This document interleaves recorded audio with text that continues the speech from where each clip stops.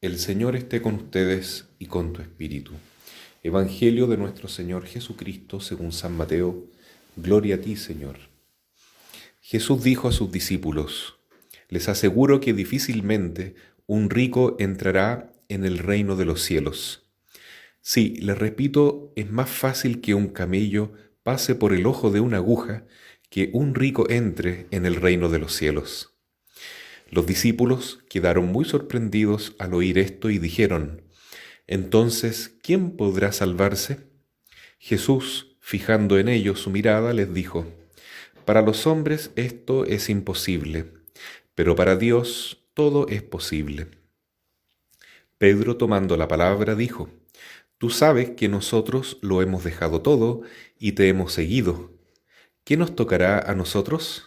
Jesús les respondió: les aseguro que en la regeneración del mundo, cuando el Hijo del Hombre se siente en su trono de gloria, ustedes que me han seguido también se sentarán en 12 tronos para juzgar a las 12 tribus de Israel. Y el que a causa de mi nombre deje casa, hermanos o hermanas, padre, madre, hijos, campos, recibirá 100 veces más y obtendrá como herencia la vida eterna. Muchos de los primeros serán los últimos, y muchos de los últimos serán los primeros. Palabra del Señor. Gloria y honor a ti, Señor Jesús. El Evangelio de hoy, tomado de Mateo capítulo 19, a partir del versículo 23 hasta el 30, es una continuación del Evangelio de ayer, lunes, y coincide de una manera providencial con la fiesta que hoy celebramos en Chile y en toda la Iglesia, porque es un santo universal desde que fue canonizado, San Alberto Hurtado, el primer sacerdote chileno canonizado. Y este santo, que dejó un mensaje de amor al prójimo, justamente hablaba en esta línea. Él hablaba a las personas más ricas, a las personas más pudientes, que esa hipoteca de su riqueza era presente siempre, en el sentido de que había una deuda hacia los más necesitados.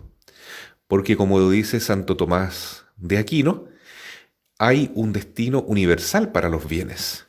Es decir, tal como Jesús enseña, no es el hombre hecho para el sábado o para las leyes, sino que las leyes están hechas para el hombre, ¿no? No es el hombre que está hecho para los bienes materiales, sino que los bienes materiales están hechos para el hombre. Y entonces los bienes materiales, incluso estamos hablando de lo económico y lo cultural, y también, ¿por qué no?, los bienes espirituales, tienen que compartirse. Tienen que compartirse con generosidad. Eso lo hizo siempre Jesús, en lo material, en lo anímico, en la amistad, en lo social y sobre todo en lo espiritual y sus dones divinos. Todo Jesús lo compartió. Inclusive lo dio hasta todo, hasta su propia sangre en la cruz. Entregó a su propia madre. ¿Qué más podía entregar Jesús? Su perdón. Entonces, con su gran ejemplo, Él nos enseña que para ganar y para conquistar el reino de los cielos es necesario pensar en los demás, en los que más sufren. No solamente hay que buscar el bienestar propio, no solamente hay que amarse a sí mismo y tratar de mejorar la calidad de vida, como se dice hoy, sino que hay que pensar de manera solidaria. Como decía el padre Alberto Hurtado, ¿no? ¿Es Chile un país católico? ¿Es Chile un país cristiano? A pesar de que de nombre en aquella época más del 90% así lo manifestaba, por las obras no se notaba eso. Por eso dice el apóstol Santiago, que es la primera lectura que se lee hoy en la liturgia del Padre Hurtado: ¿de qué te sirve una fe sin obras? Muéstrame tu fe sin obras. No vale nada. Y yo te mostraré, dice el apóstol Santiago, que mi fe es válida, mi fe está viva por las obras. Obras de amor, obras de caridad, obras que muestran que Cristo está vivo y está presente en nuestras almas. Eso era lo que el Padre Hurtado decía y enseñaba, y justamente como Jesús decía, es muy difícil que un rico entre en el reino de los cielos. Por eso hay que empobrecerse. igual que Jesús, que siendo rico se hizo pobre. Gozando de su condición divina, asumió esta condición humana para liberarnos a nosotros de la esclavitud del pecado y para enriquecernos con sus dones divinos, para hacernos a nosotros hijos de Dios. Entonces, es así como se conquista el reino de los cielos, renunciando a uno mismo, a los propios bienes. Insisto, no solo lo material, también la propia vida es un bien, y si la entregamos por amor a Dios al servicio de los hermanos, conquistaremos un tesoro en el reino de los cielos. Por eso Jesús se refiere a este joven que se va apesadumbrado porque no pudo abandonar sus bienes para seguir a Jesús, para poner a Cristo en el centro de su vida y para hacerse discípulo.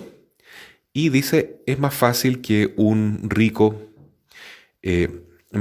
camello pase por el ojo de una aguja a que un rico entre en el reino de los cielos. Esa frase tan conocida que deja asombrados a los discípulos y que les hace preguntarse quién entonces podrá salvarse, a lo cual Jesús responde, esto es imposible para el hombre, pero sí es posible para Dios. Entonces, cuando una persona dice, yo quiero cambiar, acepto este llamado de Jesús, sé que convertirme va a ser difícil, pero dejo que Dios haga esta obra. Te entrego mi vida, Señor. Entonces Jesús se hace cargo de nuestra existencia y nos va transformando. Poco a poco va haciendo que nuestro corazón pueda hacerse generoso, pueda hacerse dadivoso, entregarse, experimentar lo que decía el Padre Hurtado. Hay más alegría en dar que en recibir. Hay que dar siempre y sin esperar recompensa. Eso es la solidaridad, eso es la misericordia, eso es la compasión, es la esencia del mensaje cristiano, el amor a Dios y el amor al prójimo. Los discípulos preguntan, nosotros ya lo entregamos todo lo damos y te hemos dado nuestra vida. Y Jesús dice, sí, por eso, aunque en este mundo ustedes sufrirán persecuciones igual que yo, pero en el mundo venidero, en la vida eterna, cuando haya nuevo cielo, nueva tierra, ustedes reinarán junto a mí. Es una promesa muy hermosa, muy bonita, pero para ganar este gran premio hay que, como dice el mismo Señor, renunciar a sí mismo hoy. No hay que entregarse simplemente esperando gozar de un premio. Hay que entregarse simplemente porque Jesús nos ha amado primero y Él se merece que también nosotros lo demos todo por Él. Por tanto, dejar hermanos, hermanas, padre, madre, hijos, campos, no es nada en comparación con recibir a Jesús. Y además Jesús promete que se recibirá ya en esta vida 100 veces más. Pero lo más bonito es la herencia de la vida eterna, que nuestros nombres estén escritos en el libro de la vida. Y por eso que también finalmente dice el Señor, muchos primeros serán últimos y muchos últimos serán primeros, porque a veces uno confunde las cosas y piensa que las personas que tienen más notoriedad o que brillan más, incluso en el tema de la fe, pueden ser los primeros. Y no es así. Solo Dios ve las verdaderas intenciones y juzga lo que hay en el corazón de cada uno.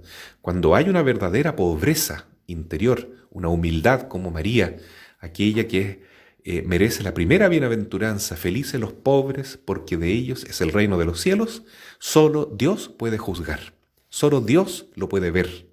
Porque puede ser una persona con muchos bienes materiales, puede ser una persona con bienes intelectuales, culturales, pero si pone todo eso al servicio de Dios y al servicio de sus hermanos más necesitados, es un pobre de espíritu, es un pobre de verdad, porque está dispuesto a dejarlo todo por amor a Dios y a la iglesia y a los más necesitados. Entonces, eso es lo que importa. Pero normalmente uno ve que en las personas que son materialmente pobres o que tienen muchas dificultades, enfermedades o han pasado grandes pruebas, han sido probados y atacados muchas veces por el mismo demonio. Bueno, las personas que más sufren muchas veces son las que están más preparadas para vivir esta bienaventuranza y para solidarizar, para compadecerse con aquellos que más sufren.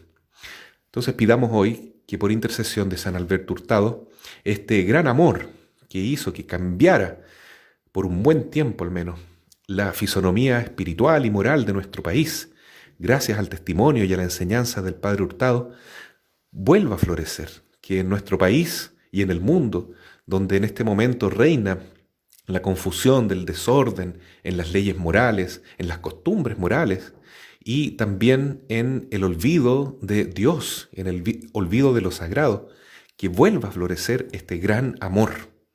En primer lugar a Dios, que se traduce después en amor al prójimo, en unión verdadera de todos, porque solidaridad significa formar una sociedad, una comunidad sólida, consistente, coherente, unida por el amor a Dios y el verdadero amor al prójimo.